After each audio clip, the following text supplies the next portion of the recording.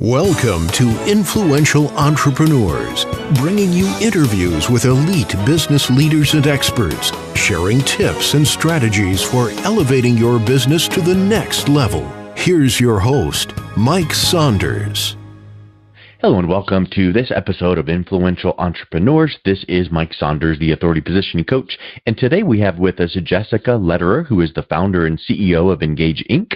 Welcome to the program, Jessica. Thanks for having me. Hey, you're welcome. So tell us a little bit about your background and what your firm it focuses on, and what type of business environment that you work in. I always love to hear the backstories of kind of what led people to land in their chosen career, because it's always so interesting just to hear what that brought about. Yeah, so Ingage Inc. does essentially change management for office relocations. And what that means is we help small and medium-sized businesses that are going through an office relocation with three key things. One is ensuring that productivity doesn't take a hit, because an office relocation can be very disruptive. And so we help ensure that the wheels keep turning on time. Second, that your employee engagement stays high. And that's because an office relocation can be demoralizing in a lot of ways, and we can get into how that happens in a little bit. But then the third way is in culture change. And so in an office move is really an opportunity. It's like a magic reset button for an organization to identify what is it that our ideal corporate culture could be, and how can we use this move as a fresh restart. And so I essentially help organizations, and the team helps organizations work through that change as they move their offices. The way that I got to this space is, like anyone's career path, you never know what's going to happen until you get there, and it's always a little bit varied. And so my background is in change management. I have a doctoral degree in human resources development, and I spent a decade in Silicon Valley supporting high-tech companies doing change management, leadership development. Really, the title that I had was organizational development consultant, which is anything around strategic planning, change management, culture definition, leadership, and team effectiveness. And after doing that for about a decade, I was hired to be a coach for a real estate developer, and got into the real estate world, in commercial real estate. And so I was supporting this leader with all of his change management needs and all of his organizational development work. And then as I continued to work with him, my role expanded bit by bit. And ultimately, after a few years, I became the head of leasing for that organization. And so I was supporting businesses that were moving offices. And that's where I saw the need, because I realized that every single organization that we were moving into these offices, they really didn't have a plan for managing the change for their team or for the organization, and they weren't being as strategic about it as they could be. And so it's when I saw that there was that niche there, that absolutely there was a gap, essentially, that I created Ingage Inc. and leveraged a couple of great organizational development consultants that I've worked with to create a model, essentially, for managing office relocations. And here we are today. I just love that, because you always hear things like that. I saw the need and there was a gap and I filled it. And it's just always so different with each different person's journey. But, you watch Shark Tank, and some of the greatest products that come through the Shark Tank, they saw that need and then they created something on their own. The really neat thing is you're using that intellectual property of your change management, your organizational behavior, your consulting through that, but you're using that relocation as a trigger. And I'm just wondering if was there a specific, as a leasing agent manager, was there a specific move that at one point it just hit you? Was there like a big problem that came up that you can remember, where it was like, boy, if they had just done this differently, or if we could do this differently next time? Yeah, it was interesting because it was an HR consulting firm that was moving, and they engaged me to help them with some change management things. I facilitated a leadership retreat for them, and I was peripherally involved in some of their business operations just as a consultant, and they were going through a move, and the leader of the organization really valued the team and wanted to do something to boost morale and was very excited about, employee development and employee engagement. And so he picked this new location for the office. Their old location was so dreary. I mean, it was just this dark place. Imagine this long hallway, and then on each side of the hallway there were little offices. Everyone was isolated in these little offices with low ceilings. And so he envisioned this beautiful new space with kind of a lofty feel and open collaborative workspaces and just gorgeous finishings throughout the entire office, and spent about $45,000 in renderings for the design of this new space, and then got the team together to present this gorgeous new plan to get them excited. And when they all sat down and looked at the plans, they were flabbergasted because essentially they were HR consultants.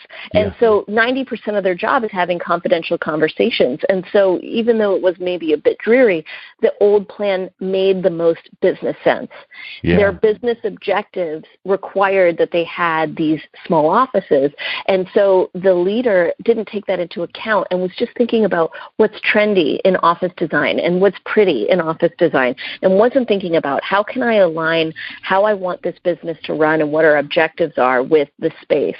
And not only were the employees pretty upset because it wasn't going to work, but they were also upset with the leader because they felt like, wow, he is so out of touch. I can't believe that he doesn't understand us. And so that was the one that really made me realize there's ways to be strategic about your design that are way beyond whatever the latest blogs are saying about, what millennials want in the workplace. And so that was the one. After you experienced that, did you find that you kind of noted that mentally, and then you watched for the next one to see if there was any hints of the same type of thing? Did you start seeing a pattern after that, and then finally you came to the conclusion, okay, there's a pattern, we need to fix this? Yeah, the next one that I had was I was looking for it, right? So then I was looking for opportunities to test my theory to see if there was really something there. And so I started talking to some of the brokers that we were engaged with and said, let me talk to some of your clients and see what their plans are for change management. And what I realized with the next one, and actually I would say the next two or three, was that people define their worth in the workplace based on space and proximity. So right or wrong, when we have an office versus no office, or a corner office versus small office, big office versus small office, that really helps people understand how they are valued or viewed within the organization. So the thing that I noticed in the next few engagements, the number one thing that concerned people the most was, where am I going to sit? Where is my office? Do I have an office? Who's next to me? Who's closest to the CEO? Who's got the view? Who doesn't have the view? Who's on the east side? Who's on the west side? And that can be a very tricky political situation to navigate. And I found that was really one of the big things that the change management had to address, was that issue of making employees feel like they have a say in what the new design is going to be without giving them the feeling that they get to decide.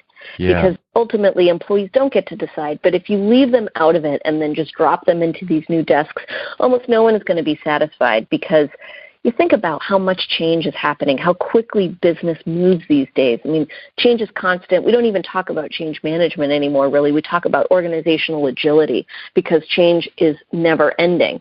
And so how can we be agile and pivot, and new customers and new expectations, and all of that is never ending. And the one constant that people have in a traditional office setting is where they sit, the coffee that they get at 10 a.m. every morning, their view from their desk, their pictures on the wall. And so when you take that out of the equation and now everything is gone and different and changing, it can really be disruptive. And so it's really smart for leaders to be specific about their plan for how they're going to address that disruption, so that employee engagement stays high, productivity stays high, and then if you're smart, you could even get strategic about it and talk about your culture.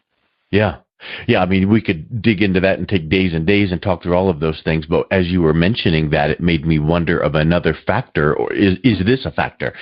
Because you can plan ahead for all of those things you mentioned, but there's this one factor that you might not be able to take everyone's point into consideration, but the length of the commute. So if you're moving an office, what about this top producer that now has to drive way more or whatnot? Does that factor into some of the planning? 100%. Absolutely. I mean, the commute is a big game changer for many employees, and so that needs to be thought about when people are deciding where they're going to be moving. One of the things that we do in our solution is we engage employees. We play a game with them, and the game that we play is, it's one thing to ask employees, what do you want? Because then they're going to say, I want this and I want that and I want that. And then now the leader has got all of these demands that they're trying to manage. And you can't win or please everybody. So now you're just even more frustrated. Exactly. And so what we do is we play a game, and it's kind of a monopoly game in which we give people virtual dollars. So we say, you've got $1,000. Here's how much all of these different things that you could have cost. Where would you spend your $1,000? So now they're having to decide, what are the most critical things? What do I need versus what do I want? Where would I actually spend my money? And so then the employees are going through the process of understanding that they can't have it all, and they have to prioritize. That feedback is very important for the leaders when they end up making their decisions, but it also allows employees to understand the challenges that the leaders are going through, in that they can't please everyone all the time. They can't get everything. Financially, it just doesn't make sense. And so that's one of the steps that we take in making sure that the transition is as smooth as possible. We have a guide, essentially, to how to do the transition. It's a free guide, actually, that's available to your listeners if they're interested. If they go to Ingage Inc, INGAGEINC.com/influential entrepreneurs, they can download this free resource that walks through our 6-step guide to driving productivity and engagement during a workplace relocation. So if they're interested, they can check that out. Perfect. That's wonderful. I'll make sure to have that also in the show notes. Here's a question that I was wondering about, and I know, again, we can spend probably 4.5 hours on this one question, but how do you, from a 30,000-foot view, approach the millennials versus boomers, or the cohorts that way? Because each one of those segments would have vastly different needs, wants, and desires, but you've got to blend them together in this relocation, right? Well, you would think so, and I think that's actually one of the pitfalls that many leaders fall into. I have a doctoral degree, as I said, in human resources development, and my dissertation was on generational preferences, generational differences in the workforce. And the research I found shows that there's actually not that many differences as people would expect. Technology use is pretty much the same across the board when you are accounting for socioeconomic status. Actually, technology use is way more associated with socioeconomic status. In the workplace, there's not nearly as much of a difference as there is in personal life. So for employers, that doesn't matter. Values and preferences, I have done with numerous tech companies employee engagement surveys where we looked at, are values or priorities different for employees in different generations? And it turns out the answer was no. And most of the time, the priority was career development for people. So in fact, what we're not trying to design an office space that is ideal for different generations as much as we are trying to battle the leaders into doing things that they think millennials want.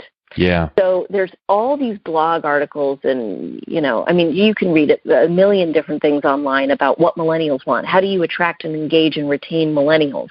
And you'll hear everything from ping pong tables to free food, nap rooms, open collaborative workspace, beanbag chairs, drinks at 3 p.m. Whatever the ideas are of the day. And I think a lot of that was popularized by Google when they started talking about how fun their workplace is, dogs in the workplace, et cetera, et cetera. But really, that may or may not work depending on your employee population. So that's the importance of having that ethnographic study to understand the current workplace. Where are your employees losing productivity now? What are they happy with? What are they not? What is their future state ideal? And are they ready for change? And what are their expectations? And so it really is about understanding your population and not what everyone else says millennials want, because you can very quickly get into stereotyping and feel very out of touch. And those leaders that even talk about it, saying, we're designing a millennial-friendly new space, that can be incredibly off-putting, because by saying it's a millennial-friendly space, you're also implying it's not friendly to baby boomers, as if baby boomers don't want whatever it is you've designed. And so one of the things we do is coach people away from that.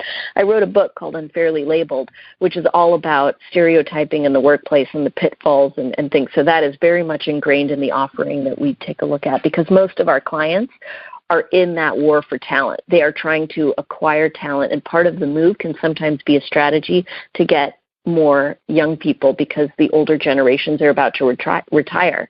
And so that new generation needs to get in place for that knowledge transfer to happen before they lose all of that intellectual property.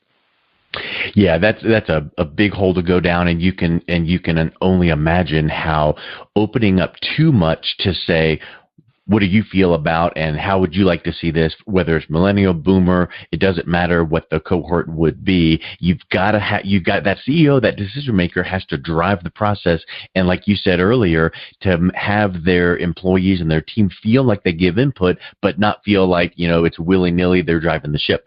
So also another question that I have is, have you found in your research and your clients work with clients, is there a specific industry that typically needs this more than others, or really is it more across the board? Anytime there's a relocation, there are these needs. It's really any time. I work with small and medium-sized businesses, and the reason is larger organizations have facilities departments, and so there are people taking care of that for those larger organizations, that those offerings are not typically available to the small and medium-sized businesses. If you look at people that are in this space, they're priced very high, because they're going after the Amazons of the world with their new headquarter relocation, and they're going after the Apples and the Googles. And I'm going after the company that has 15 to 150 employees that probably they don't even realize that they need this. And that's, one of the things that is my job, is to educate these leaders that you can do this the hard way, or you can do this the easy way. And we are the easy way.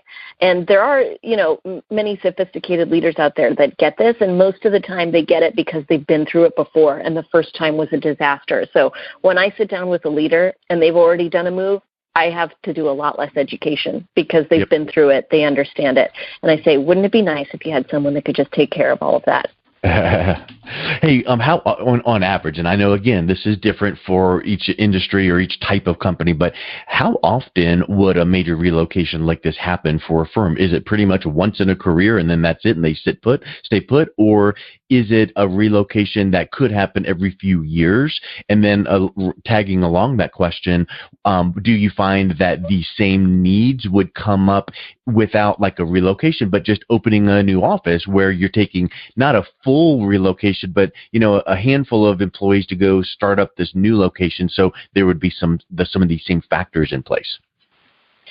It really varies. I will say that some of the organizations I've worked with that move more often are these startup, high growth tech companies, for example, and they don't just have to be tech companies, but those small startups that are experiencing exponential growth, they have to move so often because they run out of space for their employees. They're hiring like crazy. They're doing really well. And so those moves can happen every few years. Sure. And then there's I've worked with nonprofits, for example, that have been in their same office for 20 years. And then suddenly their lease is up, their building got sold, and they've got to move, not because they want to or they need to, but because their lease is up and they don't have a choice.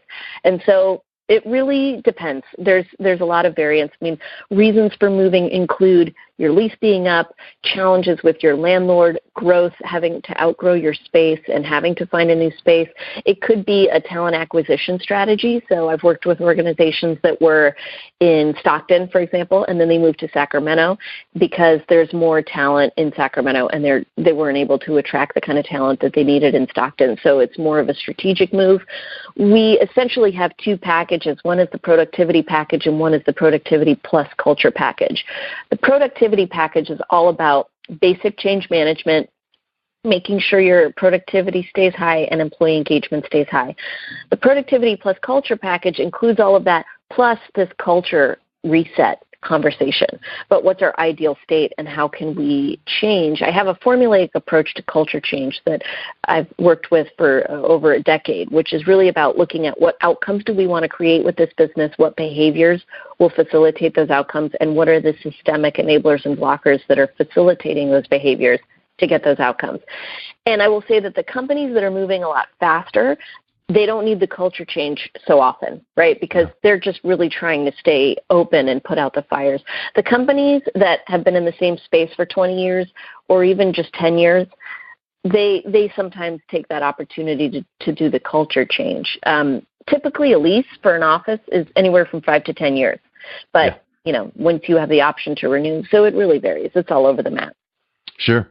Hey, so let's wrap up with I know you had given us an example of when you noticed this happening, but let's think of an example, almost like a case study, without mentioning company names or details, but someone that you worked with that really didn't realize the full impact, because you don't know what you don't know, and think of a company that they really came to you and they thought, I'm just relocating and we're going to get this done. And then you started to educate them on some of these culture and productivity questions, and they came on board, and you were able to enact these packages, and the results were, this, and they exclaimed to you, wow, we would have never thought of this, and now this was so seamless. Is there an example that way you can think of?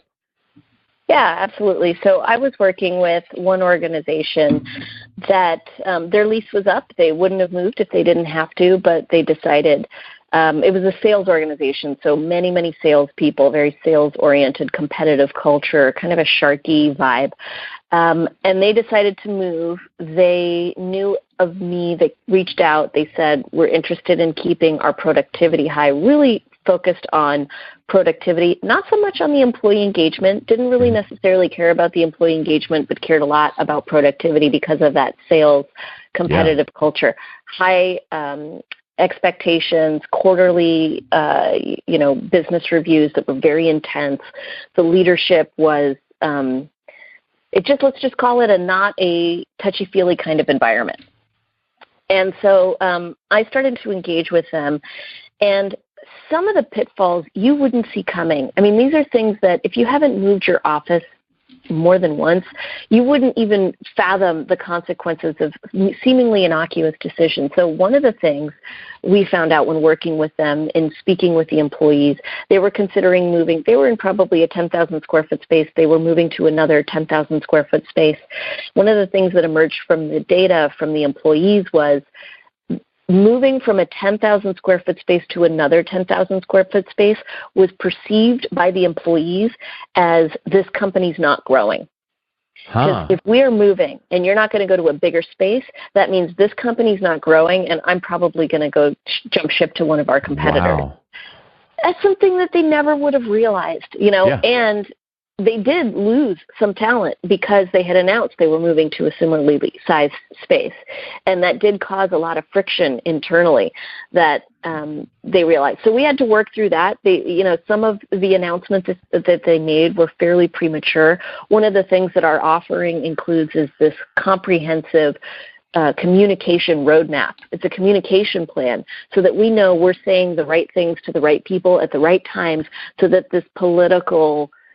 those challenges that come up that you don't realize don't bite us in the butt afterwards. Yeah. So ultimately, we did that. We also then were doing the culture shift. And one of the things we found was the competition was okay, but the incentive structure within the organization was such that there was a lot of cannibalization. The employees, although they all worked for one company, were fighting each other for clients in the way that the incentive structure was created. So ultimately, it had this feeling of our competition is each other, and they weren't working towards one common goal. So as a result of the culture change analysis, they actually completely revamped their compensation structure such that the team they weren't necessarily working together, but they weren't fighting each other anymore. It was more of a friendly competition as opposed to a destructive competition. And the office space that ended up getting designed they walked in thinking that they wanted this open collaborative workspace, and in the end they decided, no, we're going to stick with these kind of huddle rooms for meeting spaces and then individual office stations for each of the employees, because one of the things that they found was the open collaborative workspace can create a lot of tension. That can be really frustrating for some kinds of personalities, and so for the people that were at the organization, that was the case.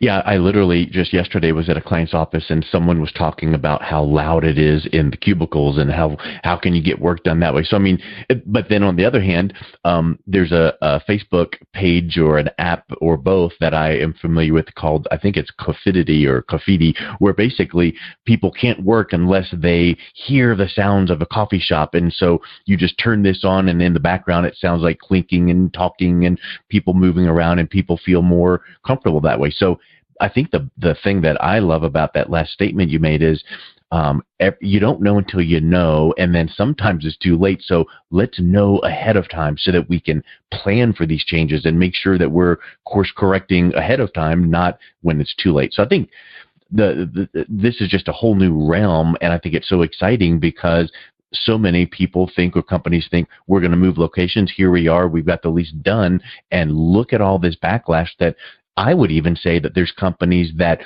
experience backlash, but they would never attribute it to the relocation. They would just go, why is this person acting this way? And they would never connect the dots. Absolutely.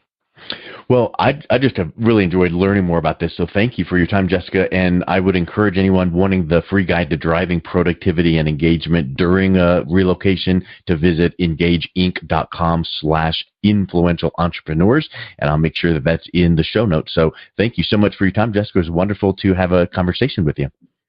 My pleasure. It was a pleasure chatting with you. You've been listening to Influential Entrepreneurs with Mike Saunders. To learn more about the resources mentioned on today's show or listen to past episodes, visit www.influentialentrepreneursradio.com.